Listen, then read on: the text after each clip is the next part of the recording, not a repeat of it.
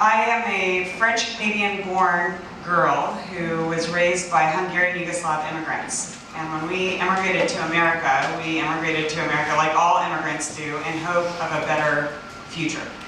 It's always to come to this land where there's opportunity for all, opportunity for the underdog, where there's liberty and justice for all. And in America, if you come here, if you work your butt off, no matter who you are, where you come from, you can make it in America. So I grew up loving America and thinking that this was absolutely true until the age of 26, when I met the first convicted felons that I knew were actually convicted felons. And there are 2.3 million people in America today who are behind bars, who are sitting there thinking about their futures. About 600,000 of them get released every year. So I want you to try to put yourself in their shoes right now to think about what's your future look like if you're one of 2.3 million Americans who's locked up in a 6 foot by 8 foot cell all day. Imagine 6 feet by 8 feet all day long. It's the equivalent of like getting poked by a stick, like a wild animal. That's how people are treated in prison, the dehumanization that occurs in there. After you've done 10 years, your family's dropped off, no one comes to visit you. You know that when you get out, America says you've served your time. It's the correctional system, even though it's just extremely punitive. I know I'm painting a very bright picture for all of us here in the morning. You've lost all your self-confidence because of the way that you've been treated, and you know when you get out that people won't even hire you to flip a burger at McDonald's because you have a felony conviction, and if you go fill out a job application, at the very top of the application, the first thing that you have to check is a felony checkbox, and your application gets put in the trash pile. You also know you're getting released from prison with up to $100 and a one-way bus ticket to nowhere. So what's the future look like for you? It's not that awesome. And then you also know the statistics when you're in prison about what happens to people like you. So of those who go to prison, which by the way, 1 out of 15 Americans in this country serves time in his or her lifetime. 1 out of 15, it's a pretty staggering number. Of those who get locked up and then come out, 70% of them are rearrested within 3 years. So what's your future? It's to be rearrested. It's to be turned down by all these employers, and then you don't know what else to do, and you hustle, you're not gonna go be homeless. So yeah, you're gonna go back to doing what you've always known.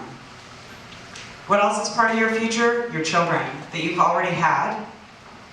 70% of the children of people who have parents in prison follow in their parents' footsteps. 70%.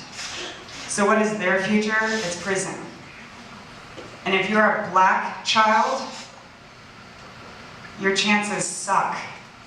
In this country, if you are black versus white, blacks are sentenced at rates of 20 to 50 times that of whites.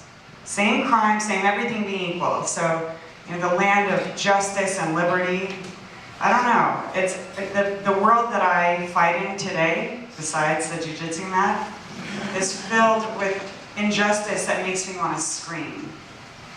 But sometimes when I come and speak to audiences, I know that we're probably a little more liberal and a little more open-minded here in Brooklyn than in the rest of the country. But sometimes I ask the question, what do you think their future should be? If they've taken a life, they've served their time, do they deserve a future? Do people who have screwed up deserve a future?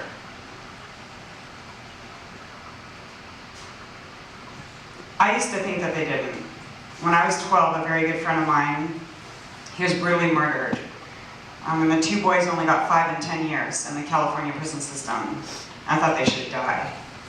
So I thought that until age 26. What do you think? What do you think about people who have screwed up? Sometimes it helps me when I put it into perspective by asking myself the question, what's the worst thing that I've ever done? So I'd like you to think for just a second, what's the worst thing that you've ever done? You don't have to say it out loud right now. Think about it, really, what's the worst thing that you've ever done? You probably haven't been caught for it, maybe you have. Now imagine that for this thing, you actually were caught and you paid the full price for whoever you hurt, whatever. I'm not saying it had to be something illegal. We've all done things that we regret. I think we've all made mistakes. But now what if you paid the price and for the rest of your life, the core identity, your core identity was X, whatever that was. X cheater, liar, stealer, I don't know, X whatever, right? And at the top of every job application, you have to fill that out, first checkbox. And that's just who you are. Imagine the weight of that on your future. Okay, so that's where we plan. And I used to go around when I worked in the Texas prison system. I used to speak nationally with this question: what would happen if you were known for the worst thing that you've ever done? And it ended up being a lot of my own future. That's what I used to represent. So I'll tell you a little bit about my story and how I got into this in the first place. So after graduating from UC Berkeley, I went to work for a venture capital firm and then a private equity firm here in New York. And prison's the last place I ever thought I would end up giving back. But I had a friend over for dinner, and she was a JP Morgan executive, and she asked me what I was doing for Easter weekend of 2004, 9 years ago. And I said I was going home to California to see my family. She said she was flying out to Texas to go to prison. She kind of looked like me, and I was like, what does a woman who looks like you, what would you be doing in prison? And she ended up telling me that there in prison, she would often encounter just the most amazing stories of personal transformation, and that there were so many people there. Not everyone in prison wants redemption, not everyone in prison is sorry, but so many are. And so many just hunger for, sometimes people call this a second chance, the work that I'm in. I like to call it a first legitimate chance. Because if you knew the way that they were raised, you would see that they don't really have a chance. And so she started to tell me these stories, and as she talked about the men behind bars, I realized these huge stigmas that I had carried, a lot of because my 12-year-old friend who was killed, and I thought anyone in prison was a wild caged animal who basically deserved to die. I'm not even exaggerating. And so she started to challenge that for me. And so she said, well, why don't you come? And as she talked about it, I could feel my heart buzzing. That's the way that I can describe it.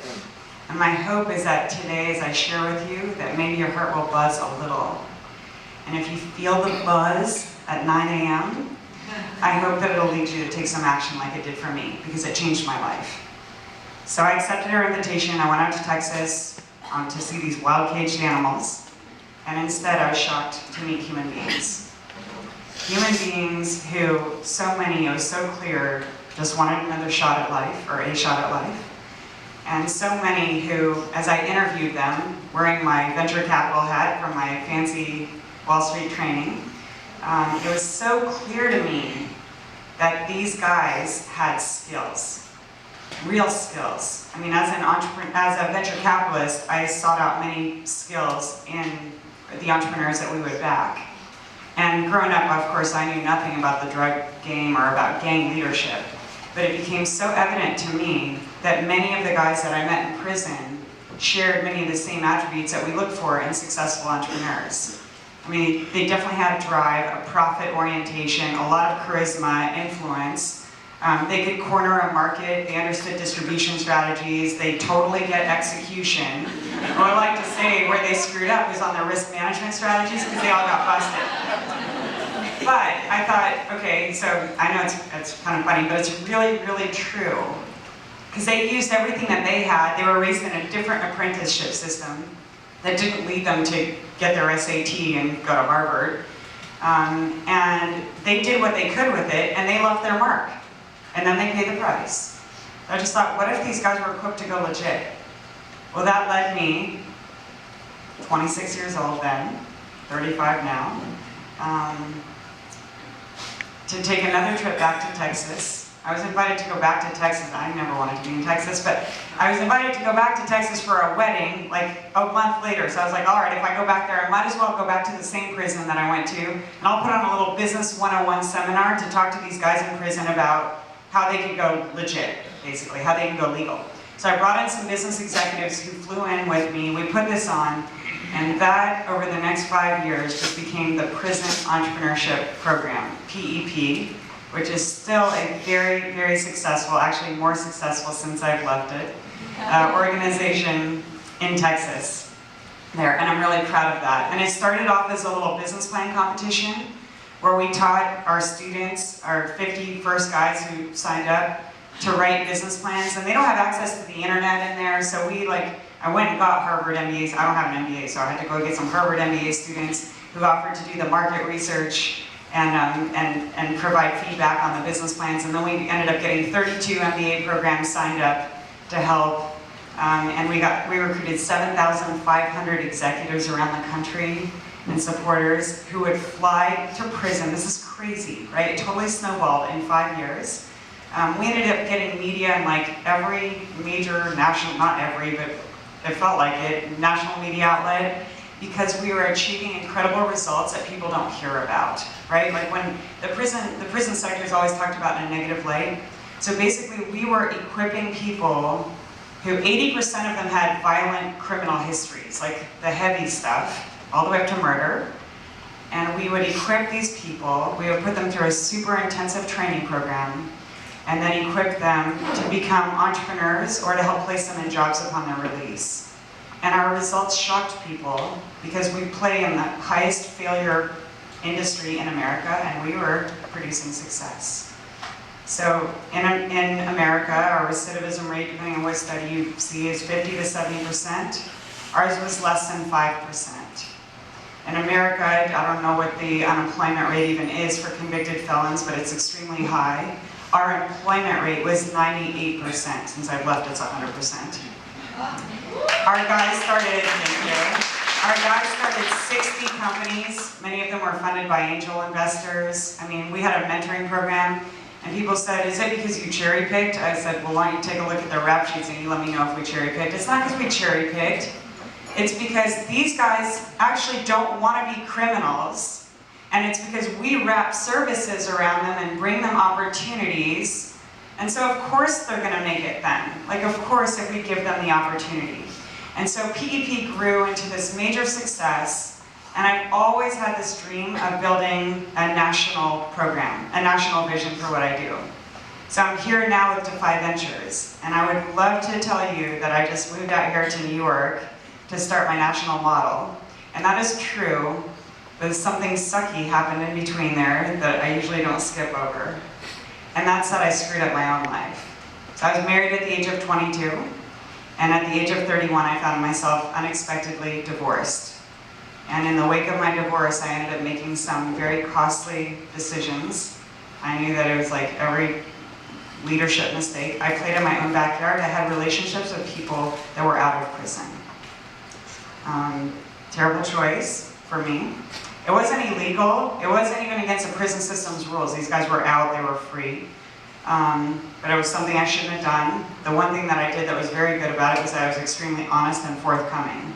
Well, the prison system didn't like it, and I was forced by the prison system to resign. I had a choice on how to announce my resignation to the world. I could have said I'm resigning for personal reasons and try to keep it quiet and leave it at that. But I knew that people would wonder why the passionate young founder resigned. They would never stop talking about it. So I came out full force, I snitched on myself, and I covered all my bases. And I said, you know what, I really screwed up. I made some really big mistakes. I regret them. And I want PEP to live as successfully as it possibly can under the new leadership. And it is today. The media, unfortunately, liked my story a lot. It went out across AP Wire within 48 hours, all the way to China. This was almost 4 years ago. And I had put my everything into PEP. When I started it, I cashed out my 401k. I put in $50,000. I was 26 years old. when I left, I had zero, I had nothing. Like PEP was my baby. I have a PEP tattoo on my side. It was like what I lived for. So to give myself the ejector seat out of that, I can't explain how incredibly deeply painful that was. And because that's what I had lived for, I didn't want to live anymore because I didn't see a vision for the rest of my life. And I'm a very vision-driven, passionate person. And I thought that I would have to walk through the rest of my life just covered in thick shame. And it was the same supporters of PEP where I had asked the question, what would it be like if you were known for the worst thing that you've ever done, who scraped me up off the ground, picked me up and said, what are you going to do next? Because we want to be a part of it. Well, I took about a year off to get more therapy than I care to admit. It was really awesome, actually. And I've had a lot more therapy than that. But, and I moved back to New York City because I was lifeless, and this is my favorite place in the world, and I hope I die here one day. And I got an offer to go back into venture capital because I was too tired to lead again. And the minute that I got that first offer, I felt like a complete sellout. I feel like I know very well why God has put me on earth and what my calling is here. And so it was painfully and cautiously, nervously, and with great insecurity that I launched Defy Ventures 2 years ago. And when I came out with the concept, I said, what would people think? But I also said, I've already done this once, the hard way. It's statewide. I know how to scale things a little bit. I'm not going to do this to serve. I love serving our students in New York City. I love serving 100 or 1,000. I'm not going to do this. It's too much hard work for just 100 or 1,000. So we're going to do this to create a model that will impact every urban community in America. So if I'm going to build something scalable, first I have to put in an infrastructure. So first year, right on the heels of my resignation, I go out to people and I'm like, I have a dream, and you need to give me your money to build this dream. We raised $780,000 in our first year. Then last year, 2012, was our first actual program year, so we opened up doors for service. So I got good staff in place because I said, I'm not going to do this alone. It's too much pressure. I need smart people. So we opened up doors for service. We served class 1 and we started class 2. It was our pilot year. And it's been pretty rock solid. So here's what we do at Defy Ventures. We aggressively recruit the most accomplished former drug dealers and gang leaders that we can possibly find who are sorry for what they did. They've taken ownership of it. They don't want to keep living that life anymore. And after finding them, and we work with federal probation and state parole to get them, and then we have a lot of other reentry partners who offer like complimentary stuff like food stamps or anger management classes or something like that, and they refer their students, their clients to us. So we put them through a really rigorous vetting process. They go through a 1-month boot camp. They're in the classroom 13 hours a week. They have another 15 hours a week of homework. This is no like cakewalk entrepreneurship program. This is survival of the fittest. I mean, if you want to be an entrepreneur, you got to work your butt off anyway. So we put them through the Mr. Miyagi wax on, wax off training program here. And then they're admitted, and it's all with the help and buy-in of other entrepreneurs, investors, executives, who some are right here from Brooklyn or from Manhattan, or they fly in from around the country. We have you interview them as well with us. So say, do you think that they're going to be well suited for the program? And then once they're admitted, they go through, first they get theory, major entrepreneurship theory. They're learning out of a textbook, and they're going through training. Altogether, it defies 1,000 hours in the classroom. But they need to learn the lingo, and many of our students have a formal education of maybe 9th grade. So there's a lot of extra education that we have to do.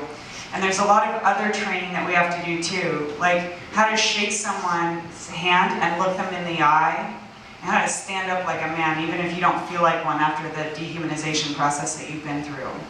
We do equal parts entrepreneurship as we do life skills like character development and parenting. And we have a family program that's so awesome because we see our guides passing on a new legacy to their children, and it's so beautiful. So we do all of these things, and then we're also ultra competitive. So we put them through 3 business plan competitions where the stakes get higher every time. They're judged by entrepreneurs and investors who come in to judge them. And in the final one, they're competing for up to $100,000 in microloans and a seat in our entrepreneurship incubator, where our entrepreneur in residence rolls up his sleeves and helps them to blow out their businesses into a success. So that's basically the program model. And in basically a year now, we have launched 40 new startups. So at PEP we did, in 5 years, 60 startups. Not that I'm trying to one-up myself or anything, but in 1 year here we've done 40 startups. It's early to tell on results because we are a startup ourselves. But out of the first businesses that we incubated out of class 1, that was just 20 of them. All but one of those businesses are cash flow positive. Our students hired other people and generated 24 new employment opportunities. Our revenue leader did $87,000 in revenue in a matter of months. These businesses ranged from like construction and painting companies to catering companies. And so we're just extremely proud of how our students are doing, and we've recruited 500 executives who have given more than 5,000 hours to ensure our success and for the future classes. So I can talk about Defy and my love for it all day, but we don't have all day. And the people who make me the proudest, and the reason that I keep living out this dream, and I give my own money to, I give my everything to this, is because I feel so proud of our graduates. And so I brought some with me today. And it's really nerve-wracking for them to get on a stage, a fancy stage, and to talk about the worst thing that they've ever done. And so they're only going to come up here, I told them this, if you give them a very warm, hooping, hollering welcome and make them feel great about coming up here.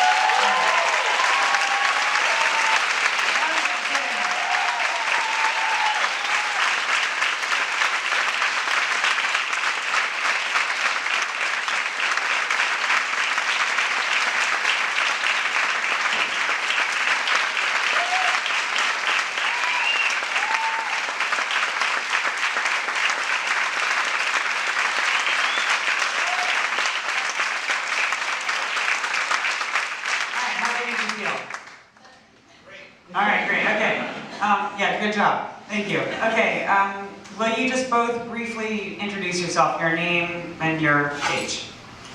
My name is Michael Cole. I'm the founder of Mikey Likes It Ice Cream. I'm 33 years old. My name is Jose Vasquez, and I'm the founder of Happy Vida, and I'm 27 years old. Okay, let's start with Mikey first. So, Mikey, what was your situation? How'd you grow up? Talk about that very briefly. I grew up with West African immigrant parents. We weren't dirt poor, but there were things that I wanted to get as a child that I wasn't able to get that my parents wouldn't afford. Okay. And talk about how early the criminal life started. When was your first encounter with drugs? My first encounter with drugs was actually in about the 5th grade. I found marijuana in my bathroom, and I decided to bring it to school as show and tell. How did that turn out for you? It was good and bad. I got suspended from school, so it was bad, but it was good because everyone in school was like, we need some more of that in the school. So all of a sudden, you were off as a 5th grader to your entrepreneurial start as the owner of Mikey's Marijuana Empire. And at the height of your drug dealing career, how much were you making? About $50,000 in about 2 weeks. So then you finally get arrested and realize what is going on for you, and you decide that you want to transform your life, and you find Defy Ventures. But you actually, you just told me this, I didn't even know it earlier, started Mikey Likes It Ice Cream a little bit earlier. When did you start it? About a year before I came to the program, but I didn't have any paperwork, so I was illegally selling ice cream. And with Defy, I was able to legalize my business. Can you imagine getting arrested, going back to prison? They're like, what'd you do, man? It was for selling ice cream illegally? Seriously, Mikey? All right. Okay, so now you've legalized it. Okay, so talk about the worst part of Defy and the best part of Defy. The worst part of Defy is to have to rewrite an Associated Press handbook and it's for being 1 minute late from class, and it takes about 4 hours to do the punishment. And It teaches you how to write properly. oh, definitely, it definitely teaches you how to write properly. You probably can't write after that, but I was an ESL student myself, so I value good grammar, so I have to pass it on. and the best thing I would say is the experience of something like this today, being in front of you guys today, and being able to experience and meet people where I would have never crossed their path if it wasn't for the Defy program. Being welcomed here, like the clap that you gave to these guys and knowing that they're welcomed here despite what they've done is so affirming. Tell them real quick pitch on your business. They're all potential customers. All right. I'm not joking. My business is a 100% organic ice cream company. I specialize in lactose intolerant, vegan, and diabetic alternatives. I make ice cream, which is the world's first pop culture inspired ice cream. Some of my flavors are vanilla, which is a triple vanilla, which is Ice Ice Baby. My Jack and Jill is crunchy peanut butter with fresh strawberry preserves. I have a new flavor, 2 new flavors coming out, which is Hansel and Gretel, which will be creamy peanut butter with with grape jelly actually, and a new flavor in which I have inspired from yourself, which is going to be called One Tough Cookie. It better be good. All right, and this conference is about the future. So what's the future look like for Mikey Likes It Ice Cream? First, more clients, so hopefully you guys can check out my website and support. But in reality, I am hoping to have a factory sometime in the near future. So watch out, Ben and Jerry's. Awesome. So Mikey and Jose both competed in that Jose already competed. Mikey and his classmates, he was class 1, compete in the $100,000 business plan competition next Friday and Saturday. So Mikey, we'll see how he does. All right, Jose, give us a little bit about your story, please. So my name is Jose Vasquez. I'm originally from Providence, Rhode Island. I was raised by a single mother, never had a father in my life, even though he was a huge inspiration. So my father was one of the biggest drug dealers in Rhode Island. So imagine growing up, having a mother who works 2 to 3 jobs just to maintain food in the fridge, and having this dad who's like this millionaire but doesn't give you 1 cent. All right? So that's the way he inspired me, because I thought that's the only way that you were able to make money. And so you grew up in this environment. You started a drug enterprise. Talk about the success of your drug enterprise and getting busted. Well, I started with drugs actually working for my cousin, making about $700 a week. I actually quit that because I seen an opportunity to start my own venture. So I started making about $40 a week in my own venture. It was a learning experience. I actually, yes. I actually grew that business to making about $2,000 a day. Ironically, in 2009, I was convicted to conspiracy to distribute heroin, and I was in prison actually with my father and 3 cousins, all at the same time. So it was like a family reunion. Yes. Yeah. Yes. And then behind bars, you decided to change your life? Yes. Why? So my life changed. I did a 180 the first day that my mother and my grandmother came to visit me. I remember being so excited coming down to the visit because it was such a long period of time without seeing them. So I come down to the visit. They didn't realize I was actually behind about 4 inches of glass. So I want you to imagine standing there watching the 2 most important people in your life crying because they can't touch their baby, right? So as I stood there watching the pain that I caused with my actions, I promised them that day that I would only make them proud and never hurt them that way again. And then you got out and you got into Defy and started Happy Vita. So talk about that a little bit. Well, before I got into Defy and started Happy Vita, God answered my prayers. I got this great job as a debt collector, right? I was a debt collector where I commuted 2 hours to get cursed out 1,000 times in a day. So thank you, big guy. I was making $10 an hour. Luckily, during that time, I was invited to Defy Ventures. I got into the program with the help of my great mentor, and I actually launched Happy Vita, which is a personal concierge service. We work with busy professionals as yourself So definitely pull me to the side. I have business cards. Talk about some of the impact that Defy has had, not just on you, but on your family's life. Defy has had an extreme impact on my life and on my family. So I was just speaking about, I wore my first suit last year for like one of the competitions.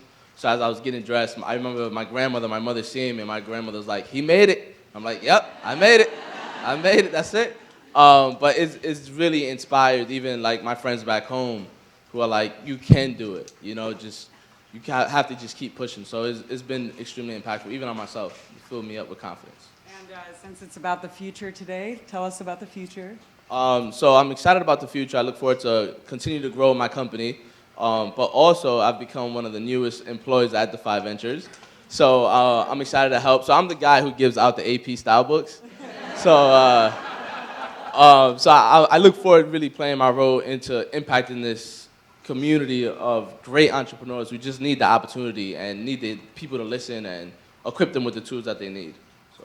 Thank you. Stay up here with me, okay? So in July, we'll welcome our third class into Defy Ventures, and we're going to need a whole lot more support and a whole lot more volunteers. So before we close out today, and I don't know if we'll have time for questions, but I just want to tell you how you can get involved, because I told you at the beginning that I hope that your heart would start buzzing a little bit. So Annalisa right here, she's my assistant. She's going to be in the back. With these action forms right here. And if you want to make a difference with Defy Ventures, I would be so grateful for that. And here are the 3 things that we need. Money, volunteers, and connections, and money. We have something called the 100 Club, where you can give $100 a month. I'm trying to build a sustainable, I am building a sustainable organization that is going nationally. So we love recurring monthly gifts. We need connections to other people who can make a difference. And then we need classrooms and volunteers in the classroom. So if you are a business professional, entrepreneur, executive, if you know them, bring all your rich friends. We would love that. We need a lot of help, and this is the most stigmatized population in America. And so we'd appreciate your involvement if you'd like to get involved. I just want to thank you guys for having all 3 of us, because myself now as a second chance leader, I know what it's like to have nothing and to have people come alongside me and believe in me for this vision. And so I'm grateful to be welcomed into a place like this with my graduates, and I'm really grateful just to have your ear for this long. Thank you.